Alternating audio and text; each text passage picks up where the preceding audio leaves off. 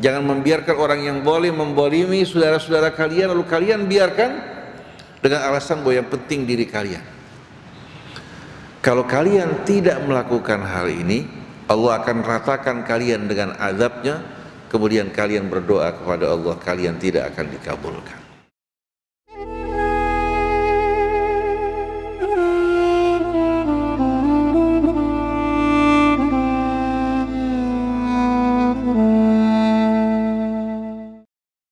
Allahumma salli wa sallim wa barik ala abdika wa rasulika sayyidina wa nabiyyina Muhammadin wa alihi wa sahbihi wa sallim. Rabbana atina min ladunka rahmatan wa hayyi lana min amrina rasyada. Rabbana zidna ilman wa alhiqna bis salihin. Amma ba'du. Para jamaah hadirin, jamaah yang dirahmati, dicintai Allah, salamullahi alaikum warahmatullahi wabarakatuh. Alhamdulillah, dengan rahmat Allah, Allah subhanahu wa ta'ala berikan hidayahnya kepada kita semua. Tanpa hidayah Allah subhanahu wa ta'ala, kita akan terlunta-lunta di tengah-tengah padang kebingungan, tidak tahu apa yang harus kita lakukan. Kita jumpai banyak orang yang berpendidikan tinggi tapi berilmu melakukan perbuatan-perbuatan yang rendah dan hina. Padahal berpendidikan, berilmu, tahu mana yang benar, mana yang salah. Tapi ternyata melakukan perbuatan-perbuatan yang amat-amat memalukan. Ternyata bukan hanya dari kalangan masyarakat awam, ulama-ulama pun bisa melakukan perbuatan-perbuatan yang amat rendah.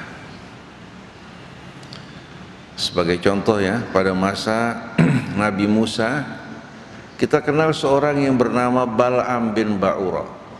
Bal'am bin Ba'ura, pernah kenal? Pernah dengar enggak?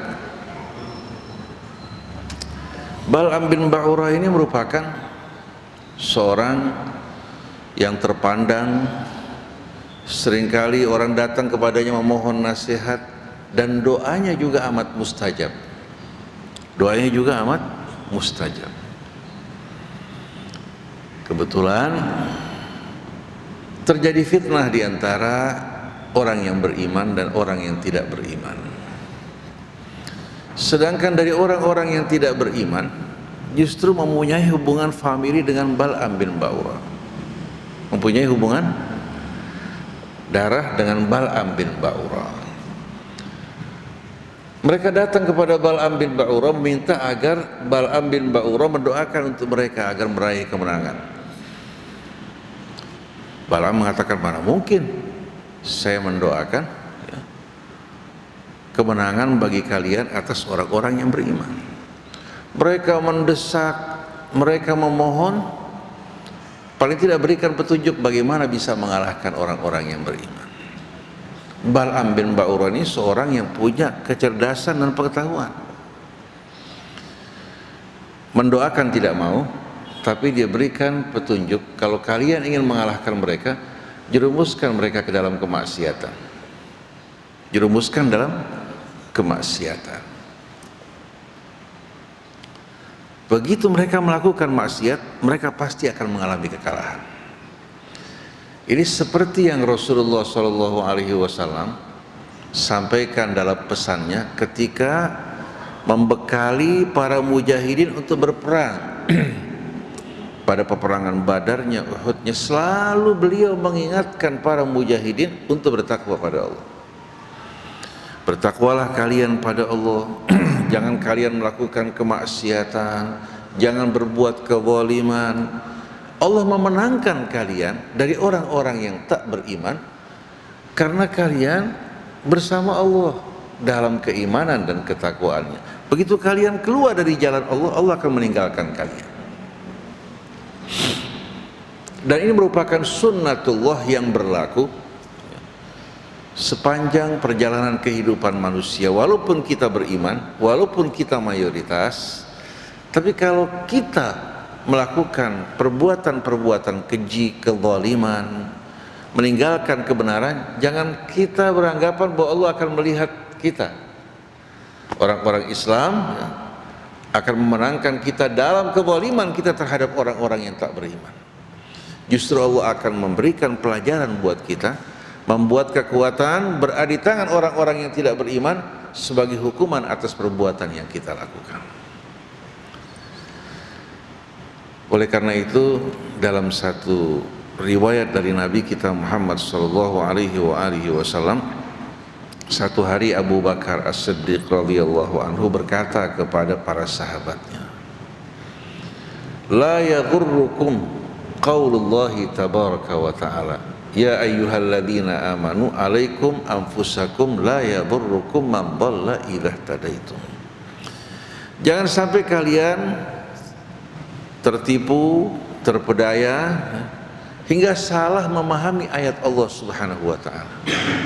Wahai orang yang beriman,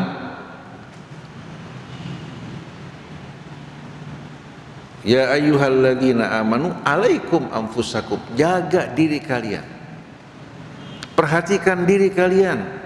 La yadurrukum man dhalla idza ihtadaitum, kalian tidak akan terkena mara bahaya oleh orang-orang yang melakukan kesesatan selagi kalian mengikuti petunjuk Allah.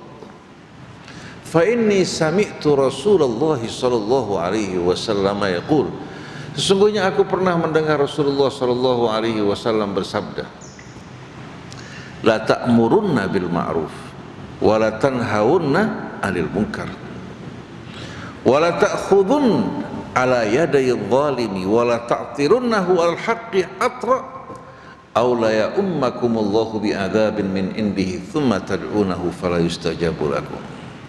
Hendaklah kalian betul-betul menjalankan amar ma'ruf, demikian pula menjalankan nahi mungkar dengan mengingatkan orang agar meninggalkan kemungkaran.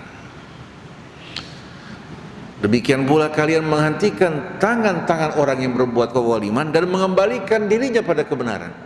Jangan membiarkan orang yang zalim membolimi saudara-saudara kalian lalu kalian biarkan dengan alasan bahwa yang penting diri kalian. Kalau kalian tidak melakukan hal ini, Allah akan ratakan kalian dengan azabnya, kemudian kalian berdoa kepada Allah, kalian tidak akan dikabulkan.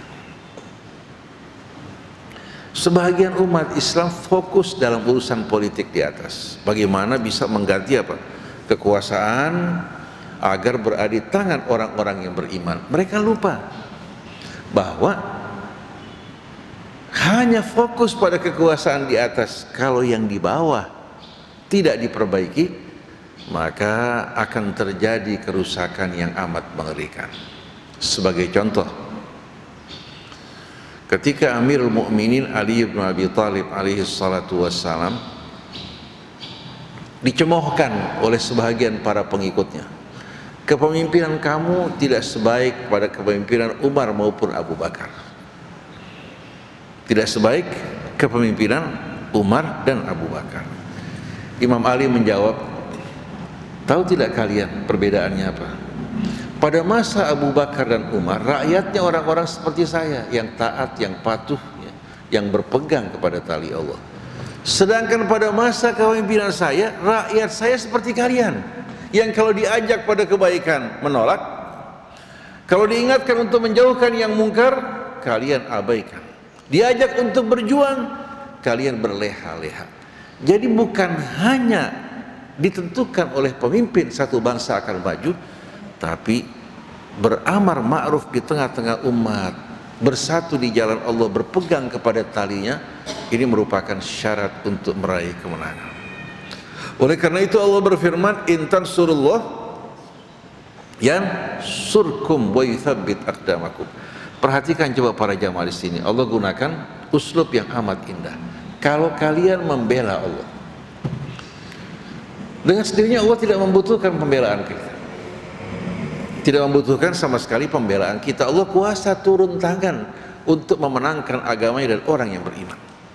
Tapi intan surullah di sini maksudnya, kalau kalian dalam perjuangan yang kalian lakukan semata-mata untuk Allah, bukan untuk hawa nafsu kalian, bukan untuk kelompok, bukan untuk golongan, bukan untuk kemaslahatan pribadi, Allah berjanji akan turun tangan menolong dan membela kalian.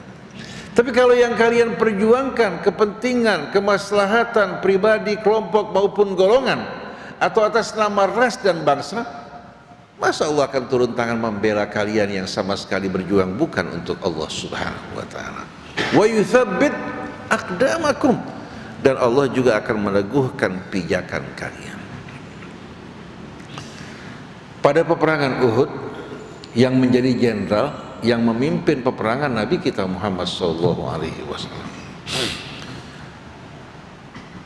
Lalu Nabi mengingatkan mereka untuk melindungi pasukan yang kecil berhadapan dengan pasukan yang besar. Kita akan mempergunakan celah di depan kita ini untuk menghadapi musuh. Jadi berapapun jumlah musuh, dengan celah yang kecil mereka tidak mampu untuk menyerang kita dengan pasukan yang besar. Sedangkan sebahagian pasukan menjaga bahagian belakang kita di atas bukit Uhud. Sayang banyak yang telah dihancurkan bukit-bukitnya, akhirnya mengakibatkan kondisi sekarang tidak sama dengan kondisi dulu yang bisa mengingatkan kita kembali akan kondisi peperangan Uhud pada saat tersebut. Jadi sebahagian diletakkan di bahagian atas agar bahagian belakang mereka terlindung setiap pasukan dari bawah ingin menyerang dengan mudah dari atas diserang oleh pasukan pemanah. Kan kalau orang berjuang dari bawah ke atas kan berat, yang di atas dengan mudah apa? Untuk memanah yang di bawah.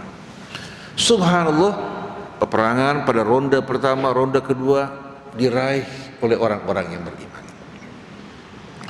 Sampai saat-saat terakhir ketika pihak musuh telah berjatuhan, harta berserakan, pasukan pemanah di atas mengatakan kalau kita tidak turun, kita tidak akan kebahagiaan. Mulai mereka apa?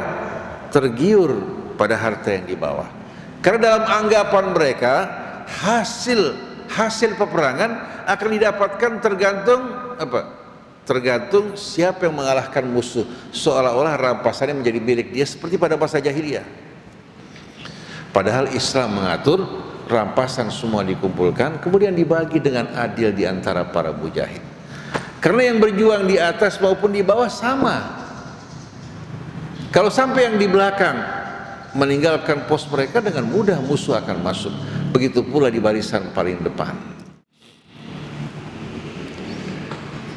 Ternyata yang di atas sudah menyaksikan kemenangan di tangan mereka. Sebahagian dari mereka turun, sebahagian lagi menolak, mengatakan Rasulullah memerintahkan kita untuk tidak meninggalkan pos kita, jangan tinggalkan. Sebahagian lagi turun. Begitu sebahagian turun, dari belakang menyelinap Khalid bin Walid bersama pasukannya. Karena jumlah pemanah tidak mencukupi, dengan mudah mereka dikalahkan. Dari belakang Nabi kita Muhammad SAW bersama pasukan diserang, di samping serangan dari depan membuat pasukan kalut. Sampai sebahagian pasukan kaum muslimin lari meninggalkan barisan mereka untuk menyelamatkan diri mereka. Nabi luka-luka, ya. Dan banyak sahabat yang menjadi korban pada saat tersebut diakibatkan karena sebahagian pasukan meninggalkan pos mereka, tidak mentaati perintah Rasul. Ini pengalaman pahit yang dihadapi oleh kaum muslimin. Tapi pada akhirnya musuh dengan keteguhan orang yang beriman, kesatuan mereka yang sabar, berhasil membuat musuh meninggalkan tempat dan melarikan diri. Tapi korban yang berjatuhan cukup banyak, sampai Nabi pun luka. Bahkan mereka berencana beramai-ramai untuk membunuh Nabi kita Muhammad SAW. Pada saat itu kaum muslimin mengatakan apa? Kok kenapa kita harus kalah? Padahal yang menjadi pemimpin kita Nabi kita Muhammad SAW. Akhirnya keraguan-raguan mulai masuk di hati sebahagian orang, apalagi orang-orang munafik mulai menyebarkan isu di antara mereka. Dijawab oleh Allah, awalamma asabatkum musibatun qad asabtum mithlaiha qultum anna hadha qul huwa min indi anfusikum innallaha ala kulli syai'in qadir. Dalam surat Al-Imran. Apa kalian bertanya-tanya ketika kalian terkena musibah, kekalahan dalam peperangan kalian bersama kaum musyrikin, lalu kalian bertanya-tanya, anna hadza, kenapa semua ini terjadi? Dijawab oleh Allah, qul huwa min indi anfusikum. Semua disebabkan karena ulah kalian yang melanggar perintah Rasulullah sallallahu alaihi wasallam. Innallaha ala kulli syai'in qadir. Sungguh Allah Maha Kuasa atas segala sesuatu.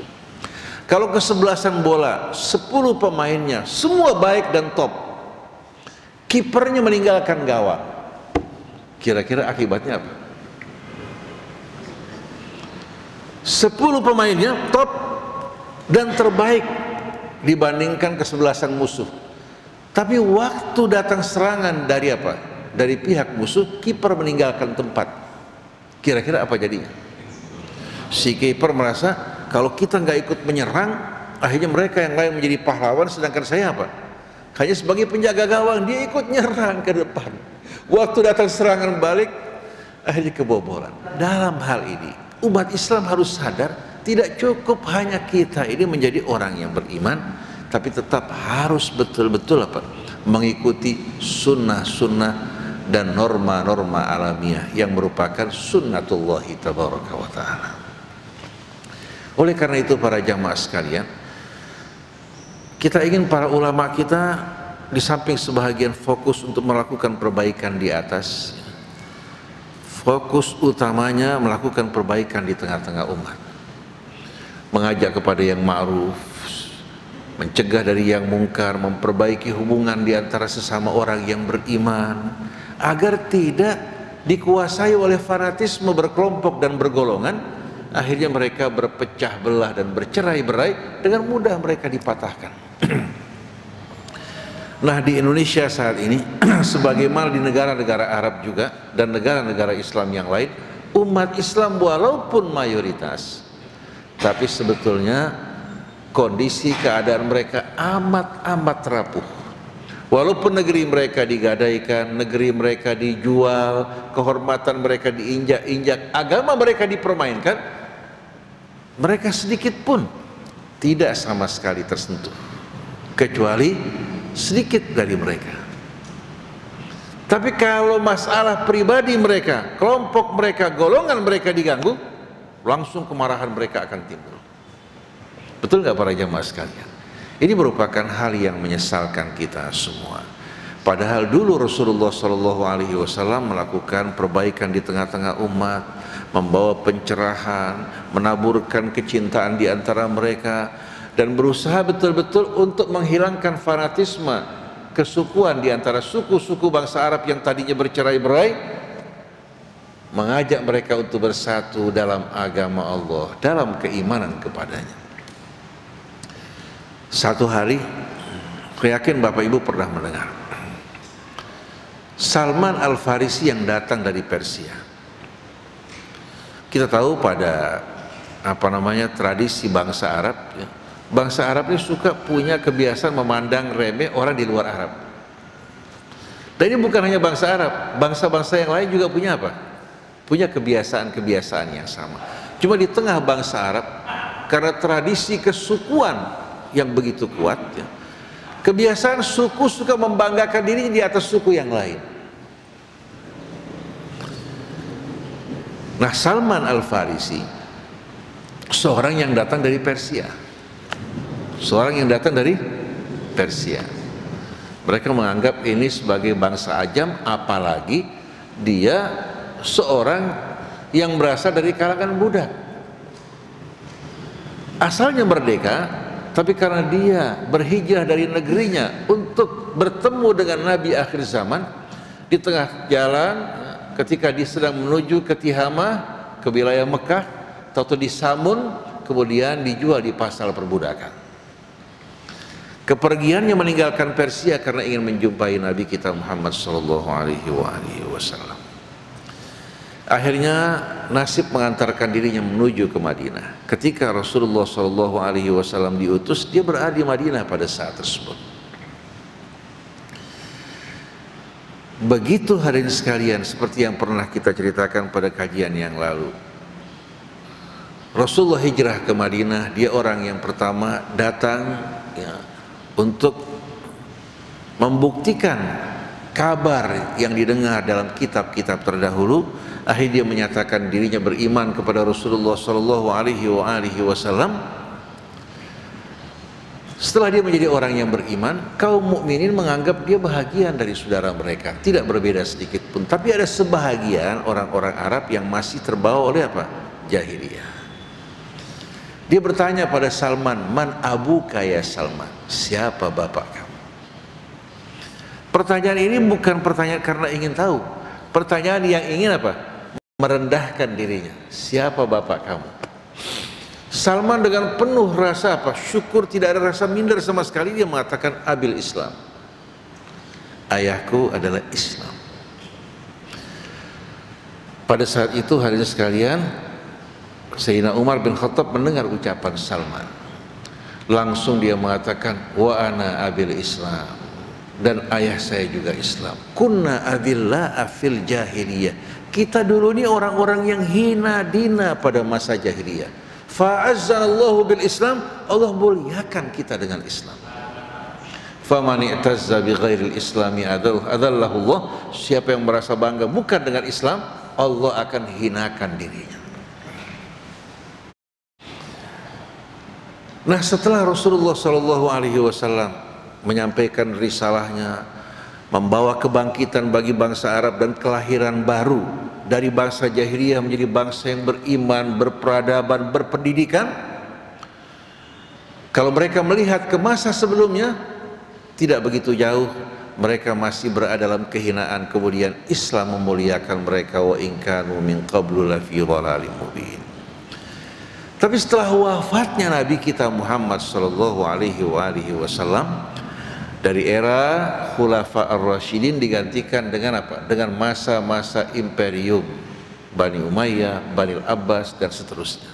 Ternyata Bani Umayyah mengubah sunnah-sunnah Rasul sallallahu alaihi wasallam, kembali menghidupkan fanatisme jahiliyah, kembali membangun kasta-kasta, orang yang dekat dengan kekuasaan didekatkan, dimuliakan, orang-orang yang jauh direndahkan dan dihinakan.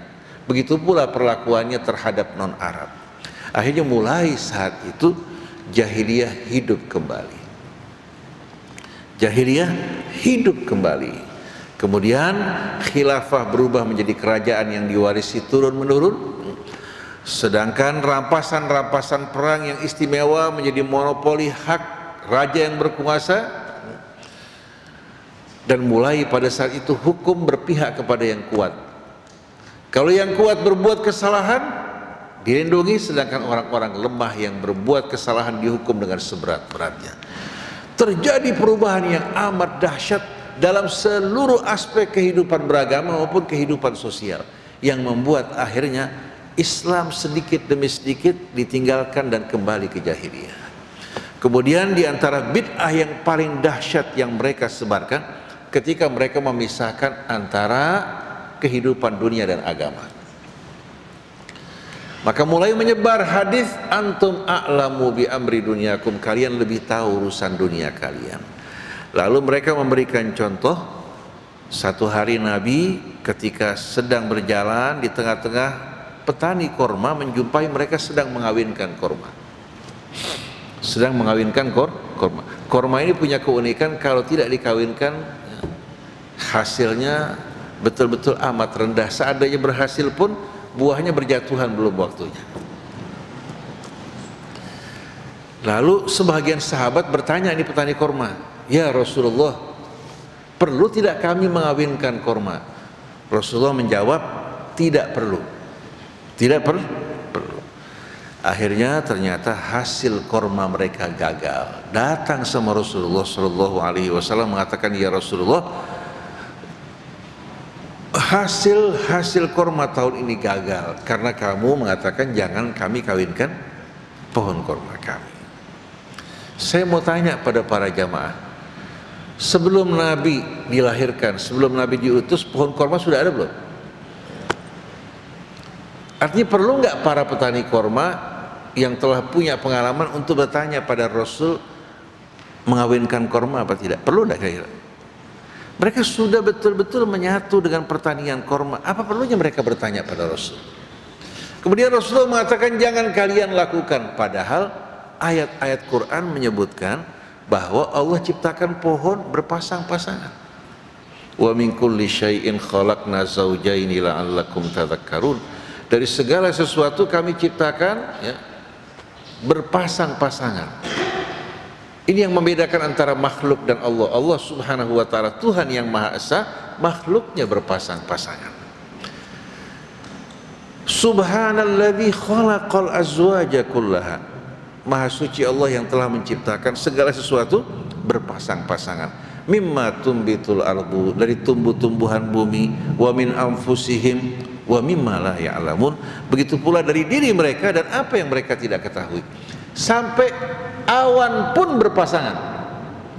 Wa arsalna riyaha lawaqiha. Kami kirimkan angin untuk mengawinkan dua awan yang bermuatan positif dan negatif. Saksikan setelah itu kilat dan petir, kemudian hujan turun. Dari hasil perkawinan yang dilakukan oleh angin atas perintah Allah Subhanahu wa ta'ala. Kira-kira Nabi faham Al-Quran enggak? Faham kan? Mungkin enggak Nabi menjawab bertentangan dengan Quran? Kalau seandainya betul ditanyakan pada Nabi, mustahil Nabi akan menjawab bertentangan dengan Quran. Karena Nabi merupakan orang yang paling faham dan terdepan dalam mengamalkan Al-Quran. Akhirnya Nabi waktu ditegur sama sahabat, sama petani korma mengatakan, kalian harus bedakan, kalau saya menyampaikan pada kalian urusan agama kalian, kalian ikuti, tapi apabila dalam urusan dunia kalian, kalian lebih tahu dibandingkan saya. Disebabkan hadis ini, raja-raja berhasil membatasi peran ulama ya, hanya dalam urusan ritual dan ibadah. Sedangkan urusan dunia, mereka bebas melakukan apa yang mereka ingin lakukan. Ini juga yang diterapkan oleh para raja saat ini, itu kerajaan Saudinya, Emirat Arabnya, semua pemerintahan-pemerintahan yang boleh mengatakan dilarang untuk mengkritik penguasa, dilarang untuk berdemo menyampaikan aspirasi mereka. Padahal penguasa ini bukan pemilik, mereka dipilih oleh rakyat untuk apa? Mengayomi rakyat, mendistribusikan harta kekayaan negara secara adil di tengah-tengah rakyatnya, membuka lapangan pekerjaan. Tapi sekarang kita jumpai raja-raja, begitu pula pemerintahan-pemerintahan yang mirip dengan raja-raja, mereka menganggap seolah-olah negara punya mereka. Oleh karena itu menentang mereka merupakan apa? Menentang mereka, mengkritik mereka merupakan perbuatan dosa besar. Subhanallah, ulama-ulama yang berkicau seperti ini amat banyak. Padahal Allah perintahkan kita untuk apa? Mengabdikan hidup kita sesuai dengan keridhaan Allah dalam kehidupan rumah tangga kita, masyarakat kita, berbangsa kita, bernegara kita. Allah perintahkan kita semua untuk apa? Menyesuaikan sepak terjang kita dengan keridhaan Allah. Dalam kehidupan perekonomian, Allah memberikan petunjuk kepada kita mana yang benar, mana yang salah. Dalam kehidupan sosial, dalam kehidupan rumah tangga, dalam kehidupan juga apa? Berbangsa maupun bernegara. Tapi ini berhasil, hadirin sekalian apa? Berhasil dijauhkan, dipisahkan dari tuntunan agama hingga umat akhirnya beranggapan agama itu hanyalah ibadah ritual. Oleh karena itu fatwa-fatwa dari ulama Saudi Arabia bahwa dalam urusan ibadah sifatnya al-man'u, tidak boleh seorang untuk mengadakan sesuatu yang baru. Tapi dalam urusan dunia orang bebas melakukan apa yang mereka ingin lakukan. Oleh karena itu ulama-ulama di Saudi Arabia, di Emirat Arab, mana ada yang berani untuk mengangkat lidahnya mengkritik yang di atas.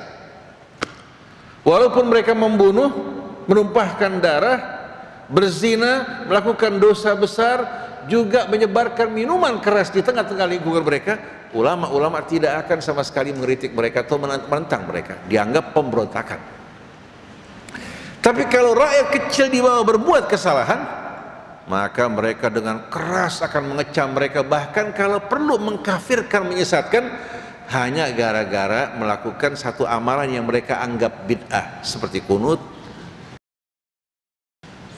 seperti membaca bismillah pada awal Fatihah.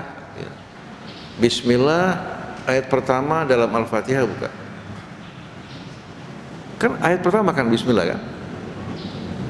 Lalu saya mau tanya sama kamu, amin ayat terakhir dari Al-Fatihah bukan? Bukan. Kenapa kamu baca amin keras-keras?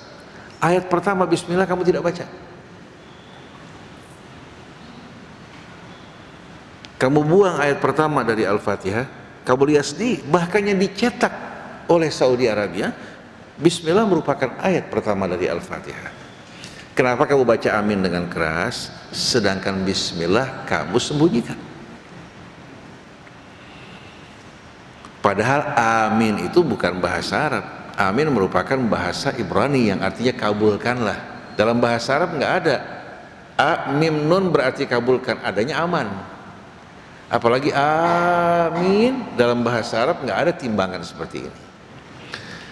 Tapi orang-orang Yahudi, Nasrani ya, yang bergaul dengan bangsa Arab, sampai kata-kata ini akhirnya menjadi bahasa yang digunakan oleh orang-orang Arab. Dan saya nggak keberatan orang mengatakan amin. Cuma sebagai perbandingan, kenapa bismillah yang merupakan ayat pertama kamu tidak baca dengan keras? Amin kamu angkat suara kamu tinggi-tinggi. Kalau orang mengajak berjabatan tangan setelah sholat, langsung mukanya berubah menjadi asam. Dan mereka mengatakan kalau berjabat tangan di masjid bid'ah, tapi kalau di luar tidak. Karena masjid rumah ibadah. Jadi bagaimana pemahaman mereka ini betul-betul pemahaman yang merupakan doktrin yang diberikan kepada mereka tanpa mereka cerna dan pikirkan dengan baik. Begitu juga kalau seorang dari mereka melihat orang mencukur jenggot, sholat jadi imam, langsung mereka keluar, karena seorang yang mencukur jenggotnya merupakan ahli bid'ah. Begitu juga kalau seorang menggunakan pakaian melebihi mata kakinya, mereka lihat langsung mereka mundur. Karena mereka mengatakan bahwa man asbala izarahu finnar, yang memanjangkan pakaiannya, celana panjangnya atau pakaiannya ke bawah melebihi mata kakinya, finnar. Dianggap ini merupakan apa? Makna yang final. Padahal Abu Bakar As-Siddiq radhiyallahu anhu datang ke Rasulullah, ya Rasulullah, saya punya perut ini karena kecil, celana saya suka turun. Hingga apa? Menutupi mata kah? Dijawab oleh Rasulullah, lasta minhum ya Abu Bakr, kamu tidak termasuk dari yang saya maksudkan. Maksudnya man asbala izarahu khuyala, yang memanjangkan pakaiannya melebihi mata kakinya karena sombong dan angkuh. Dulu orang-orang Arab ya, kalau berpakaian untuk menunjukkan kebanggaan, kekayaan mereka, sengaja mereka panjangkan pakaian mereka ke bawah, bahkan sampai menyapu apa? Menyapu pasir. Ini sebagai lambang kesombongan. Jadi yang dimaksudkan Rasul di sini, orang yang berperangai sombong melalui pakaiannya, pada saat itu tanda kesombongan, memanjangkan pakaiannya melebihi mata kakinya. Sekarang bisa orang celananya cingkrang, jalannya petantang petenteng, tidak memberikan senyum, tidak mengucapkan salam, ini perangai kesombongan.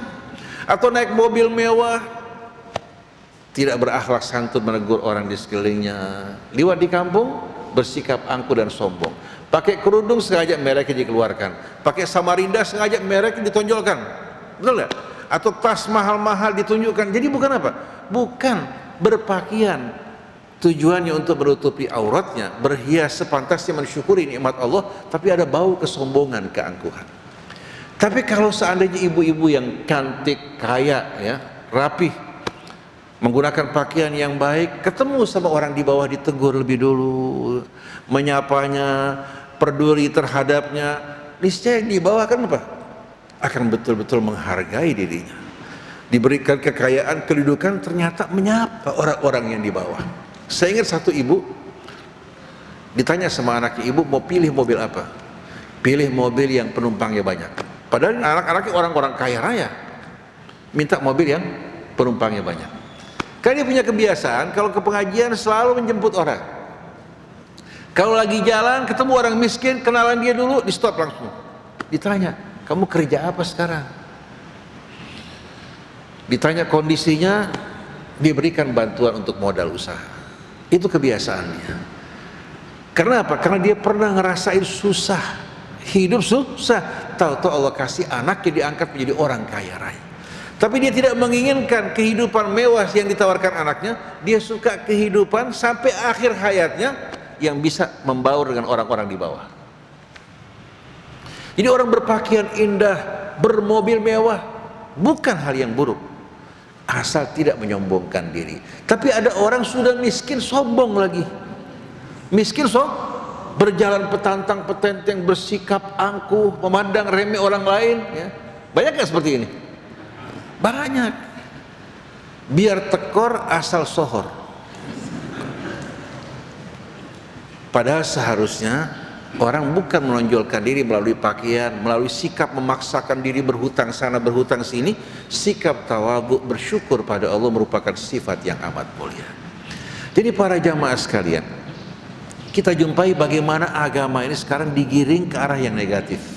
Bukan membuat orang rukun, bersatu, berjuang di jalan Allah, bekerja sama sebagaimana yang Allah perintahkan, wa ta'awanu 'alal birri wat taqwa. Tapi yang ada sekarang koalisi dalam kebatilan, mengajak kepada yang mungkar, menghalang-halangi yang ma'ruf, dan mengubah yang hak menjadi batil, yang batil menjadi hak. Para jamaah saya yakin mengikuti bagaimana kasus Ferdi Sambo, kan? Kalau seandainya bukan seorang petinggi kepolisian, kira-kira salah seorang dari bapak yang melakukan, kira-kira apa yang terjadi? Hukum berjalan dengan cepat, betul enggak?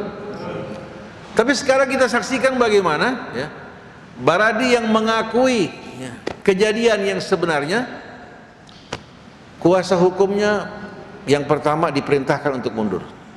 Kuasa hukum yang kedua juga, ya, diperintahkan mundur, tidak mau. Baradinya diperintahkan untuk menukar kuasa hukumnya supaya kasus yang besar ini tidak terbongkar. Sedangkan pada zaman keemasan Islam, seorang meminta agar hukuman potong tangan dihapuskan dari seorang pemuka Quraisy Bani Makhzum yang diminta untuk memohon pada Rasulullah, orang yang dicintai Rasul, yaitu Usama bin Zaid. Rasulullah mencintai Usama sebagaimana mencintai Hasan dan Husain, karena ayah Usama ini mantan anak angkat Nabi kita Muhammad SAW. Begitu Usama datang kepada Rasulullah, Rasulullah marah yang luar biasa. Atashfa'u fi haddin min hududillah, kamu mohon syafaat agar saya meninggalkan satu hukuman dari hukum Allah. Marah luar biasa pada Usama. Rasulullah perintahkan orang berkumpul di masjid. Kemudian dia mengatakan, kalian masih belum meninggalkan kebiasaan jahiliyah. Kalau orang lemah berbuat salah, kalian hukum seberat-beratnya. Kalau pemuka kalian berbuat salah, kalian ringankan hukumannya. Demi yang jiwaku di tangannya, kalau putriku Fatimah mencuri, aku tidak ragu-ragu untuk memotong tangannya. Dan Sayyidah Fatimah seorang wanita yang betul-betul, ya, menghirup aroma Nabi kita Muhammad SAW, berasal dari apa? Pendidikannya tidak mungkin melakukan hal ini, tapi sebagai perbandingan bagaimana hukum tidak pandang bulu terhadap siapapun. Tapi di negeri kita saksikan bagaimana hadirin sekalian, hukum selalu berpihak kepada yang berkuasa, yang kuat dan kaya. Mereka akan carikan jalan untuk menyelamatkan mereka. Sikap seperti ini sebetulnya mengancam stabilitas bangsa. Karena keadilan tidak ditegakkan, yang paling mengkhawatirkan kalau melahirkan street justice. Street justice, keadilan yang ditegakkan apa? Di jalan oleh orang-orang yang bisa saja melakukan perbuatan ini secara melampaui batas. Nah, ini yang amat mengkhawatirkan. Oleh karena itu, setiap ada kezaliman pasti akan membuka celah, ya, bagi syaitan untuk masuk di tengah-tengah kita dan akan menimbulkan kezaliman yang lebih besar. Sekarang Indonesia aman, damai, sentosa. Kekayaan negeri kita alhamdulillah walaupun dikorupsi habis-habisan masih mampu pada saat ini untuk memberikan kebutuhan pangan mereka. Tapi sampai kapan? Begitu krisis terjadi, ya, terjadi hadirin fitnah, maka pada saat itu waliyadzubillah yang amat mengerikan, kalau sampai orang kehilangan akal, akhirnya merusak keamanan. Dulu pada zaman kita lihat DITI, pada zaman komunis, ya, kita saksikan di berbagai macam negara kejadian seperti ini terjadi. Demikian pula kejadian yang terjadi di Mesir belum lama, yang terjadi juga di Tunisia, yang terjadi di berbagai macam negara. Pada saat rakyat kehilangan akal sehat mereka bisa melakukan perbuatan-perbuatan yang merusak lebih dahsyat lagi. Oleh karena itu kewajiban kita bersama-sama semata-mata karena Allah beramar ma'ruf, bernahi mungkar, melakukan perbaikan di tengah-tengah umat. Adapun perdebatan di seputar fikih seharusnya kita tinggalkan, serahkan kepada ahli. Oleh karena itu kita ingin betul-betul sholat kita, zikir kita melembutkan hati kita, meluruskan wajah kita menghadap ke hadapan Allah Subhanahu wa ta'ala, bukan justru beragama kita menjadi pisau atau menjadi gunting yang mencabik-cabik persatuan kita dan mendorong kita untuk bangga menganggap kita golongan selamat, kita orang yang paling benar, yang paling diridhai Allah Subhanahu wa ta'ala. Padahal apa artinya amal kita di hadapan Allah? Apa betul kita menjamin amal kita ini amal yang betul-betul dilakukan dengan ikhlas dan benar? Kita berusaha beramal, tapi harapan kita adalah rahmat Allah Subhanahu wa ta'ala. Nabi kita Muhammad sallallahu alaihi wasallam mengatakan, "Lan yadkhulal jannata ahadukum bi amali." Sekali-kali salah seorang dari kalian tidak akan dapat masuk ke dalam surga hanya bergantung pada amalnya. Dijawab oleh para sahabat, "Wala anta ya Rasulullah?" Termasuk kamu? Dibilang, "Wala ana illa an yataghammadani Allah bi rahmati." Kecuali kalau Allah meliputi aku dengan rahmatnya. Coba para jamaah renungkan, mungkin enggak kita dengan amal kita masuk ke dalam surga? Kalau Allah lakukan perhitungan antara nikmat yang Allah berikan dengan amal yang kita lakukan, kira-kira perbandingannya bagaimana? Nikmat yang begitu banyak Allah berikan kepada kita semua dibandingkan dengan sholat kita, puasa kita. Katakan puasa 2 hari sekali, 1 hari puasa, 1 hari berbuka, kemudian sholat di waktu malamnya, beribadah, berjuang di waktu siang. Bandingkan dengan nikmat-nikmat Allah yang Allah berikan pada kita. Kira-kira hari sekali perbandingannya jauh apa tidak?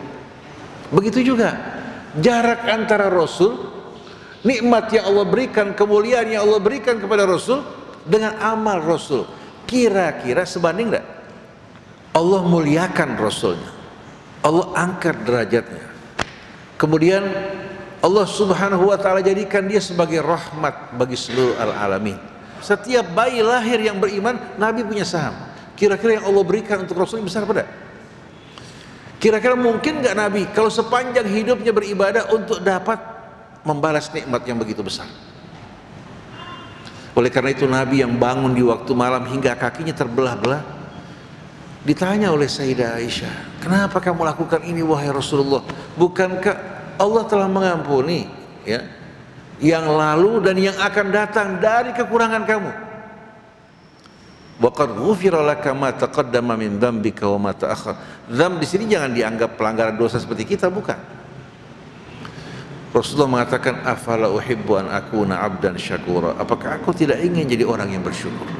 Artinya dengan nikmat yang Allah berikan padanya, dengan jaminan dari Allah, Allah Subhanahu wa ta'ala tidak akan tidak akan melihat kekurangan-kekurangan yang datang dari Nabi kita Muhammad sallallahu alaihi wasallam, dan Allah menyempurnakan nikmatnya. Nabi masih menunjukkan sikap syukur yang tak terhingga. Nah, yang saya maksudkan dengan kekurangan, artinya Nabi sebagaimana beliau mengatakan, "Subhanak la nuhsi thana'an 'alaika anta kama athnaita 'ala nafsik." Kami tak mungkin sama sekali mensyukuri nikmatmu, menghitung nikmatmu ya Allah sebagaimana mestinya. Sebagaimana mesti. Tidak mungkin Rasul dapat mensyukuri nikmat-nikmat Allah sebagaimana mestinya. maka dia memohon ampun kepada Allah Subhanahu wa taala karena tidak mampu untuk melakukan hal tersebut. Allah ampuni nabinya dalam hal ini. Kalau dosa yang kita lakukan, pelanggaran, penyimpangan, Allah sudah melarang kita kerjakan, betul tidak? Atau kita tidak melaksanakan amanat Allah dengan sebaik-baiknya. Tapi kalau nabi kita, semua yang diperintahkan Allah, beliau terdepan. Yang dilarang Allah, beliau yang terjauh. Tapi beliau sebagai seorang yang berhutang kepada Allah dengan nikmatnya, tidak mampu betul-betul untuk mensyukuri nikmat Allah sebagaimana mestinya. Imam Ali Zainul Abidin mengatakan apa? Ya Allah, bagaimana aku mampu untuk memenuhi dan melaksanakan syukur kepadamu yang sebaik-baiknya. Setiap kali aku mengatakan lakal hamdu, segala puji bagimu, walakas syukur, engkau tambahkan lagi nikmatnya berkali-kali lipat. Ila mata, ya Allah, sampai kapan? Betul tak ibu sekalian? Begitu orang mensyukuri nikmat Allah, Allah mengatakan la in syakartum la azidannakum. Bukan satu lagi, ditambah berlipat-lipat ganda. Kita mau tanya, kapan kita mampu untuk memenuhi syukur kepada Allah? Maka sepanjang hidup kita berhutang pada Allah. Maka yang seharusnya kita lakukan, kita banyak-banyak memuji Allah Subhanahu wa taala.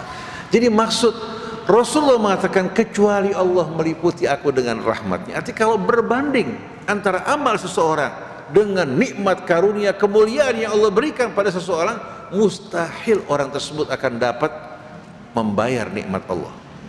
Nah, Nabi kita merupakan orang yang paling besar menerima karunia dan nikmat yang tak terhingga. Nah, kalau seandainya orang berpikir dengan akal sehat, pasti bisa melihat bagaimana kemampuan manusia beramal dengan nikmat-nikmat yang Allah limpahkan pada seseorang, apalagi Nabi kita. Dan semua hidayah datang dari Allah Subhanahu wa ta'ala. Oleh karena itu jangan pernah bangga dengan sholat kita, dengan ibadah kita, dengan ilmu kita, tapi mari bersama-sama kita mensyukuri nikmat Allah dan saling mengingatkan di antara kita satu dengan lainnya. Nah, mari sisa umur kita ini kita gunakan untuk berbicara yang baik, mengajak pada kebaikan, mendamaikan orang yang berselisih. Harta yang Allah berikan pada kita, di samping untuk kebutuhan kita, ingat orang-orang di sekeliling kita. Umur kita tidak akan lama. Kalau kita tinggalkan harta buat anak kita dalam jumlah besar, kita meninggal mereka berkelahi.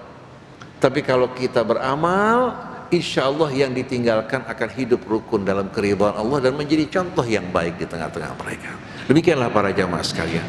Assalamualaikum warahmatullahi wabarakatuh.